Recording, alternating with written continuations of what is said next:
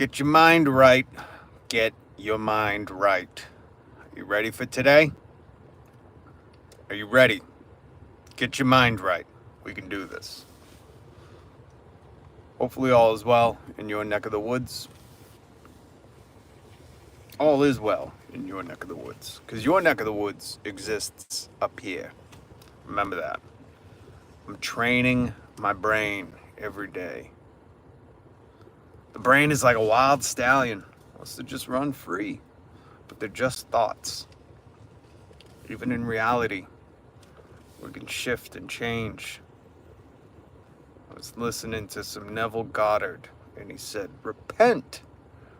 Repent means to radically readjust your attitude.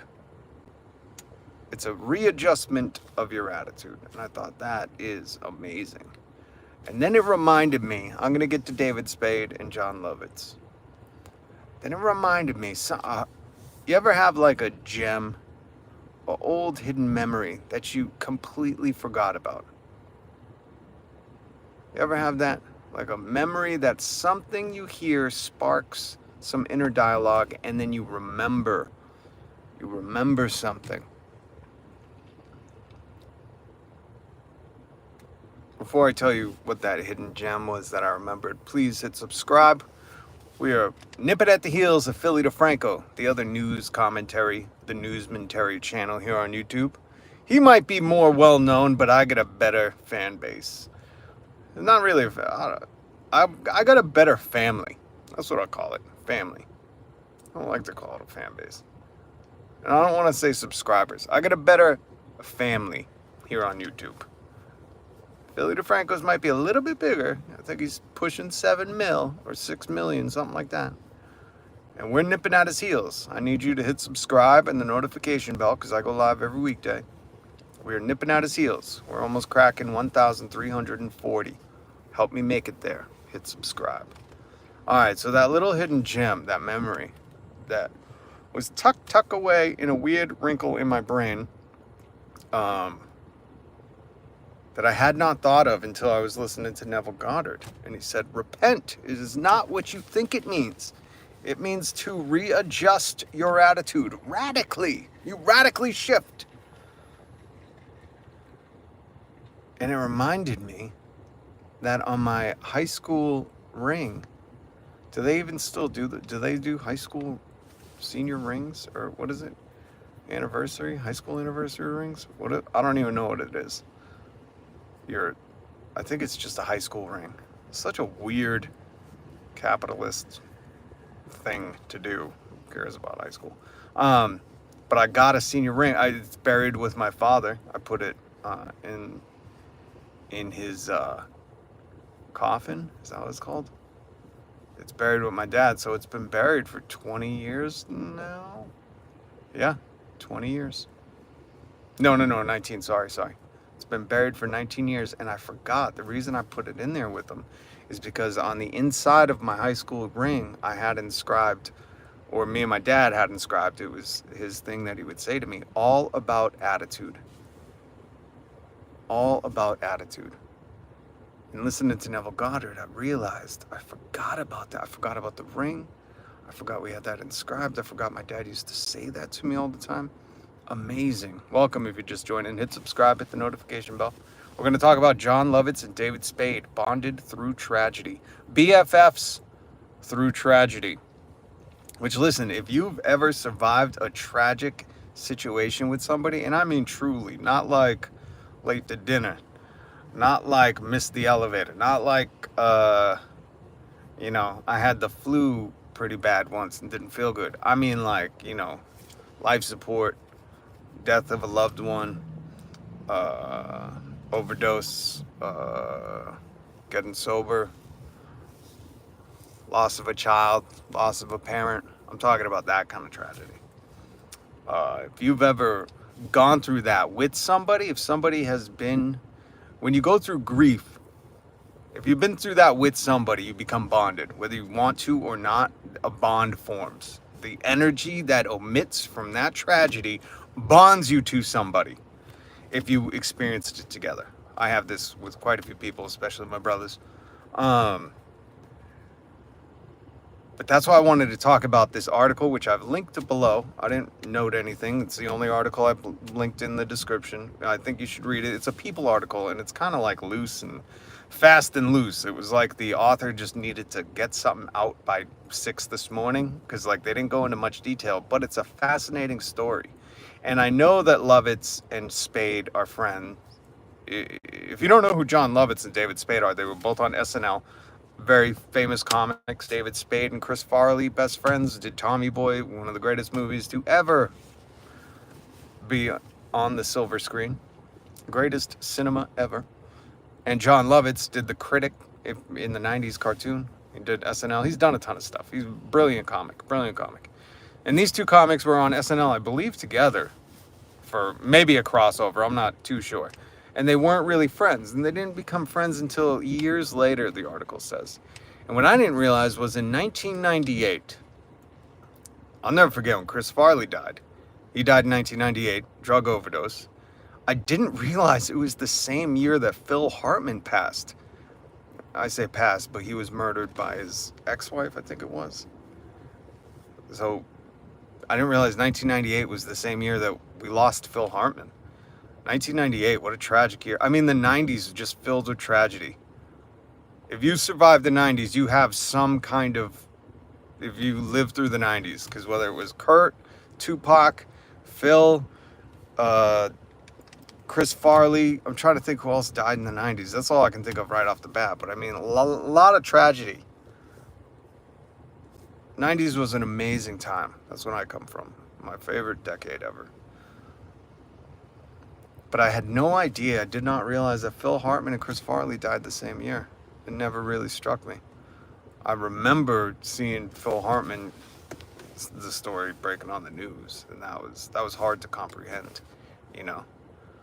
And I can't imagine for everybody that was close to him, even harder to figure out, to ask the questions of why or live with the regret of like, could I? That's what happens in tragedy, you know. And the tragedies I've lived through, those questions sometimes echo in your head. They haunt you at night sometimes. And that's the work. So this story talks about how David Spade, Jon Lovitz, both great comics, never really became friends, but after they both experienced these tragedies, they kind of became best friends. And the story quotes Jon Lovitz as saying to David Spade, hey, you know, since we both kind of lost our other half, our best friends, should we be friends? Which is funny, like a very funny Jon Lovitz comedian thing to do, but it's also like just very honest. And something that could bond them even closer is that they both had their best friends, their other halves, Tommy Boy. I mean, David Spade and Chris Farley, you know, they were two peas in a pod. They were absolutely amazing together, and they had a close friendship. And if you listen, you can listen to David Spade and Dana Carvey's podcast, Fly on the Wall. And they do a whole Chris Farley and like memorial episode. They talk to his brother, his mom, friends, castmates, I forget who else. Like they talk to a lot of people, and it's all in honor of Farley, and it's amazing. I think there were 2 episodes, and you realize like how impactful it is when a life is taken. Now I already personally know about this. I've lost many people close to me, and for me, grief is always kind of feels like a tunnel, right? Grief is like a very dark tunnel. It's really hard to get out by yourself. But if you have somebody, whether it's just to hold your hand or stand by you or try to navigate that tunnel, not only does it bond you because you're going through the process together, but it gives you somebody to lean on when you're not as strong. And grief is a weird thing. If you've ever been through grief, it is weird. You might be in grief right now and not even recognize it because part of grief is denial. And I say this as somebody who has, you know, survived losing very close people. I lost both my parents when I was young. And grief is something that, you know, gathers cobwebs on your soul. And when you have people who can understand, like there are even people now who I'll talk to and we'll talk about my parents, or like when I'm around my brother, which isn't that often, it's almost, you know, it's a relief to just be around somebody who you don't have to say anything to, And that's the weird thing about grief or surviving tragedy. Sometimes you could just be around that person. You don't have to say anything, and you know that they know. You know that they know that pain that you have to carry. That those scars. I shouldn't say pain, because it is pain, but the scars that you wear that not most people can see. That's the weird thing. I always say, my dad used to say, time takes all but memories, which is kind of true. It was one of the last things he wrote to me. But time doesn't heal the scars of grief, the scars of tragedy. In fact, those wounds scar up, and sometimes they scar up harder than anything else. And if you've experienced any of this, you're well aware, and you carry those same scars around with you. And the thing is sometimes you go around, like I always explain, like when I've lost somebody really close to me, it feels like your world has hit us, like the world, is spinning. And it feels like your world has hit a screeching stop. And you've been just kind of thrown from the car of life. But everybody else just continues on like nothing happened. And sometimes you walk around in a daze, like, does anybody even understand? Like, my world is shattered, my world is broken, and people don't. The world just keeps kind of going.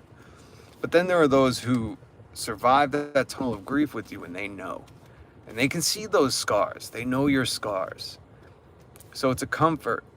It's a healing process. It's a I don't have the right words because it's hard to describe. It's angelic to have these people. And that's why I really, really love the story about Jon Lovitz and David Spade talking about how they become friends after they both experienced that tragedy, the loss of their best friend. Jon Lovitz lost Phil Hartman. David Spade lost Chris Farley. And I did not realize both in 1998. That's wild. Difficult year. Very difficult year.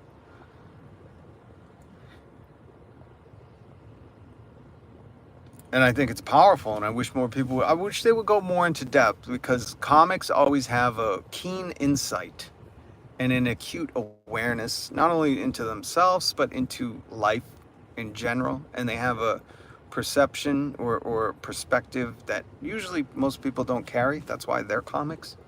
And it's one that's been finely fashioned and chiseled out of ivory, or you don't chisel ivory, do you? Marble. Their perspective has been finely sculpted like a Michelangelo piece. And that's how they get that perspective, because they continue to work on it and work on it until it looks like, the David sans the wiener. Whatever happened to David's wiener? Did it fall off? Did it break off? Is it there? Or I always thought it was like not there. I don't know. Anyways, we should find that out.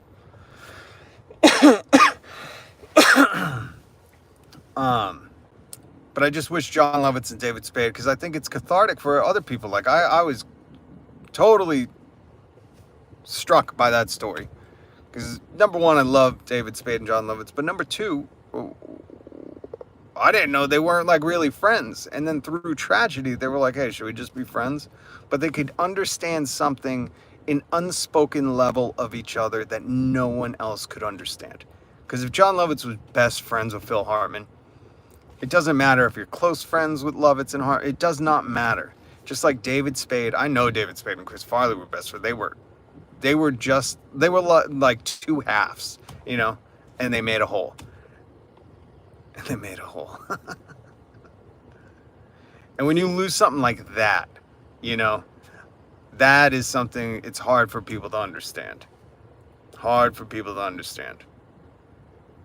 But other people who have experienced that exact trauma, that traumatic tragedy, there's just an unspoken bond you have with people. That's why there's recovery groups. That's why there's survivor groups. That's why there's, because whatever happens to you, the energy that is you, we are all particles moving radically. When you think about it, right? Electrons, neutrons, atoms. Aren't we just all little vibrations? And those vibrations shift when you go through that tragedy. It's also why I say get your mind right. Get your mind right. Focus on what you want to manifest in the here and now. but something happens to our being. That's the stuff I'm fascinated to study. And I know I sound like Peter Venkman or Bill Murray in Ghostbusters, where he's like testing them for the, see if they have not telekinesis, is it? Or they could read the cards, in the beginning of Ghostbusters 1. I would love to get a grant and just test people. Well, I mean, it'd be so hard because people would have to go through tragedy, and you'd have to be able to, somehow calibrate what their vibrations were before the tragedy, during, and after. My belief is that you radically change. And in fact, it's hard to come back to homeostasis, if that's the correct word. But it was good to just know that Jon Lovitz and David Spade had each other after something like that, because it's life-changing, man. And I know this isn't the typical newsmentary podcast that I do, the live stream that I do. My apologies. But this was just something I don't know. As somebody who has lost somebody that was very, very, very close to me, I felt bonded to the story. I understood even the small amount that Jon Lovitz detailed. I understood it to a T. And it made me think of all these different things and the people that, know my pain without me having to express anything, and who know my hopes. And I hope you have those people too. And if you don't, that's why a survivors group is good. I've been to one. My old boss / mentor / friend continually pressed me to go to one, and I did. It was really hard though. It's really hard because it's a lot of people who have experienced a lot of tragedy, like very traumatic things, in one room sharing, and that is hard to endure. It is, but it's good. It's also like, you know the people know your pain, but it might have been too raw for me at the time. Now again, usually I do news and we joke and laugh and get wicked sarcastic, so my apologies that this one's different, but really, I think this is an important thing. That's why I love that David Spade and Jon Lovitz, comedians, shared that they became friends after the tragedies that they both endured, losing their best friends, Phil Hartman and Chris Farley. And I think if you're out there and if you've struggled or you've gone through a tragedy and there's somebody who survived it with you, you went through that dark tunnel of grief and you made it out to the light, and now you're walking around, I think you need to understand that there's hope. And not only that, but sometimes you got to lean on those people. And that doesn't necessarily mean, if you're not ready to open up and talk about it, but it does mean that being around those people, that's the weird thing. That's the weird thing about us being particles that are vibrating. Because when you get around those people who you were bonded to through tragedy, something in your being changes. Again, I feel like Bill Murray in the beginning of Ghostbusters, because this is just a hypothesis, a Dr. Hypothesis, a hypothesis, hypothesis, I'm just going to call it that. What are you going to do, correct me? So the hypothesis is that just being around those people is some kind of relief, without even just the energy, the particles vibrating at that level, or understanding that you're around each other, is therapeutic within itself. That's my hypothesis. That's my Lorax. Whew. Okay, if there's some people here I didn't realize, I've just been rambling on. If you could hit subscribe. We're hot on the heels of Philly DeFranco, one of the biggest YouTubers who does live news commentary. Let's see if he'll cover this Jon Lovitz and David Spade story. I think it's important. I think, not enough people, it's hard to talk about tragedy. It's hard to talk about going through that. And I think, I'm open to see what you say. If you want to throw something in the chat or leave it in the comments. But please hit subscribe, because I know Philly DeFranco is like at 6-7 million. We're at 1,300 and almost 40. So help me get to 1,340. I go live every weekday, so hit the notification bell. You can join me when I do go live. Kathy Capucci. Thanks, buddy. Hi. Pontagus. Hypothecus. Just went through that last Saturday with my sister from another mister. Love to you all. Love to you and salute. Please hit subscribe. Hypothecus. It's the other reason why I love going live. I'll tell you what. Philly DeFranco records his show and does it 4 days a week recorded. There ain't nothing better than going live. Kathy, you are amazing. I'm telling you, the people that jump into the live chat are some of the funniest mothers I've been around. Hypothecus. That is on. I'm going to steal that. I'm going to tell my kids that that's the actual word. I think they're going to be old enough to, tell me I'm wrong, but gosh dang, if I'm not using that for the rest of my life, Kathy, I appreciate you for giving me that. Hypothecus. My kids' teachers are going to think I'm nuts. They already probably do. My hypothecus is... That is so good. Well, we are from Boston. That is very true. And we do kind of have our own lexicon. We have our own dialect.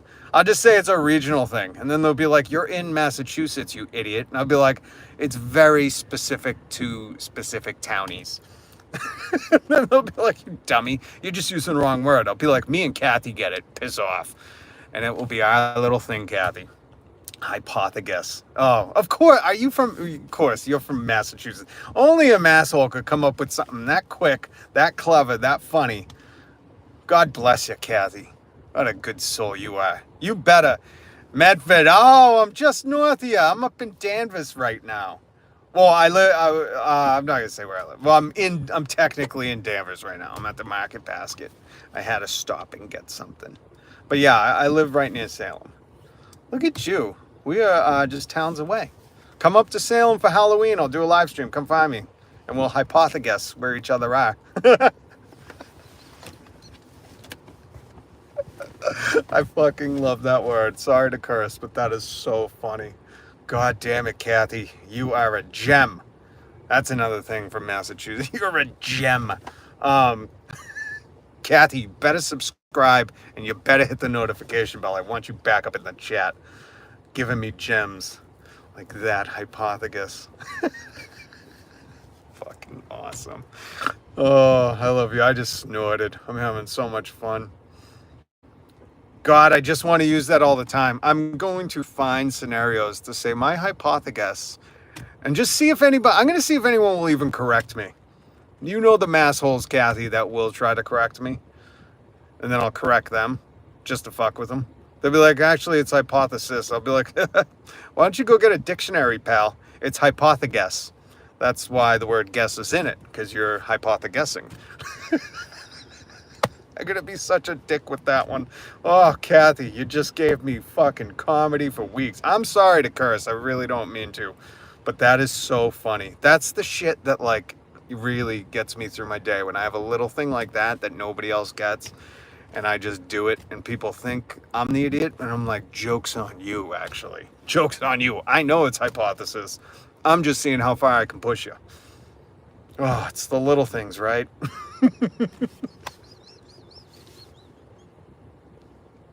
Shit. Oh, god damn. That is so funny. Hypothecus. I want to get a t-shirt that says that. Oh, all right. It's fucking so awesome. Hypothecus. Woo, doggy. Kathy, you are a funny one. Let me tell you. You're a keeper. All right. I think I gotta go. I don't even remember what I was talking about. Hypothecus. That is so funny. And my oldest is like wicked smart. She goes to Northeastern. She got a full ride. And I'm going to start saying that around her just to make her and her friends mad. They probably won't get mad. They'll just be like, is he, what's wrong with your dad? Is he an idiot? Like, yes, he is. But that's the hilarious part, because I'm having the time of my life. And that's what it's about, right? Get your mind right. Get your mind right. I'm going to keep saying that, because no matter what you're going through, I believe that your mind... It's so funny that I had that, Kathy, I don't know if you've ever had a moment where a little wrinkle in your brain had a tucked away memory, something you totally forgot about, and listening to something triggered that today. this story, the Jon Lovitz story, and listening to something triggered that today. And I totally forgot that my class ring, that's what it's called, not high school ring. I kept calling it a high school ring. I don't know if they still do class rings, but mine is buried with my father. 19 years ago, I buried it with my father. And on the inside, we had engraved all about attitude. And I wouldn't even remember I had a class ring. I totally forgot, and all this triggered it. And it totally it just reminded me like how my dad used to always say that. It's all about attitude. And now I'm gonna say, get your mind right. Kathy, I really appreciate you jumping up in the chat. That was fun. You gave me a good laugh today. That's gonna add another 20 years to my life. So thank you. And if you could, hit subscribe, hit the notification bell. I go live every single weekday, and hit that little decapitated fish, whatever that thing is. Is it a thumbs up? It doesn't look like a thumb. It's a weird thumb. So hit that, and I will see you guys tomorrow. All right? Thanks so much. Peace.